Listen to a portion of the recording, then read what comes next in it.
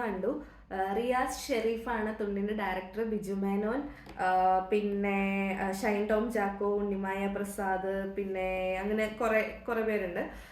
ഇനി ഈ സിനിമനെ പറ്റി പറയാനാണെങ്കിൽ ഈ സിനിമ ശരിക്കും പറഞ്ഞാൽ കൊടുക്കണ മെസ്സേജ് എന്താന്ന് എനിക്കൊരു ഐഡിയയും കിട്ടിയില്ല. അതായത് കോപ്പി അടിക്കുന്ന നല്ലതാണെന്നാണോ, കോപ്പി അടിച്ചു കഴിഞ്ഞാൽ ഒന്നും കിട്ടില്ല എന്നാണോ, അതോ കോപ്പി അടിച്ചാൽ പിടിക്കപ്പെടും എന്നാണോ, അതോ പിടിക്കില്ല എന്നാണോ, അതോ എത്ര രീതിയിൽ നമുക്ക് കോപ്പി അടിക്കാൻ പറ്റുന്നതാണോ, എന്താണ് ഈ സിനിമയുടെ ഒരു അർത്ഥം എന്ന് എനിക്ക് മനസ്സിലായില്ല. സിനിമ അത്യാവശ്യം എൻഗേജിങ് ആയിട്ടാണ് തുടങ്ങിയത്. പക്ഷെ ഒരു ഫസ്റ്റ് ഹാഫ് കുഴപ്പമില്ലായിരുന്നു. അത് കഴിഞ്ഞൊരു സെക്കൻഡ് ഹാഫ് സ്റ്റാർട്ടിങ് ഒക്കെ ആയപ്പോഴത്തേനും കുറച്ച് ലാഗ് വന്നു. സെക്കൻഡ് ഹാഫ് കുറച്ച് ലാഗ് ആയിരുന്നു ശരിക്കും പറഞ്ഞാൽ. സ്കിപ്പ് അടിച്ചാണ് ഞാൻ കണ്ടുകൊണ്ടിരുന്നത്. ഞാൻ OTT-യിലാണ് സിനിമ കണ്ടത്. അങ്ങനെ സിനിമ അവസാനം എൻഡ് ചെയ്തപ്പോൾ ഒരു പോസിറ്റീവ് രീതിയിലാണ് സിനിമ എൻഡ് ചെയ്തത്.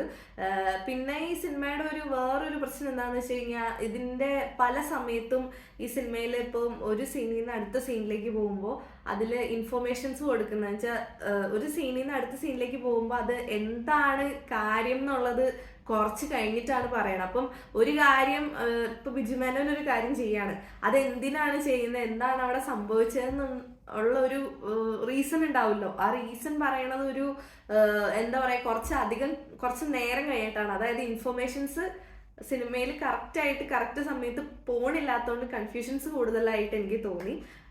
പിന്നെ നമ്മുടെ അനുരാഗ കരിക്കിൻ വെള്ളത്തിന്റെ ഒരു സിനിമറ്റോഗ്രഫി പോലെയാണ് എനിക്ക് തോന്നിയത്.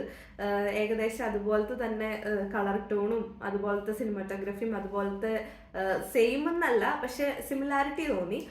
പിന്നെ അതിലൊരു പാട്ടുണ്ട്. ആ പാട്ടിൽ ബിജു മേനോൻ ഒരു ജീപ്പിന്റെ മുകളിൽ കയറിയിരിക്കുന്നുണ്ട്. ആ ഒരു സീക്വൻസ് വന്നപ്പം പട്ടാള സിനിമയിലുള്ള പാട്ട് പോലെ അതിൻ്റെ ഒരു സിമിലാരിറ്റി തോന്നി. ഇന്നോവേറ്റീവ് ആയിട്ടുള്ള കുറച്ച് എഡിറ്റിംഗ് കാര്യങ്ങളുണ്ടായിരുന്നു. അതായത് ഫസ്റ്റ് കുറച്ചൊരു 5 to 10 minutes വരുന്ന എഡിറ്റിംഗ് സീൻസ് നല്ല രസമായിരുന്നു. ചടപടയെന്നാണ് അത് എഡിറ്റ് ചെയ്ത് പോയത്. അത് കാണുമ്പോൾ നല്ല എൻഗേജിങ് ആയിരുന്നു. അതുകൊണ്ട് തന്നെ ഫസ്റ്റ് ഒരു 5-10 minutes നമ്മളെ പിടിച്ചെടുത്താൻ പറ്റി.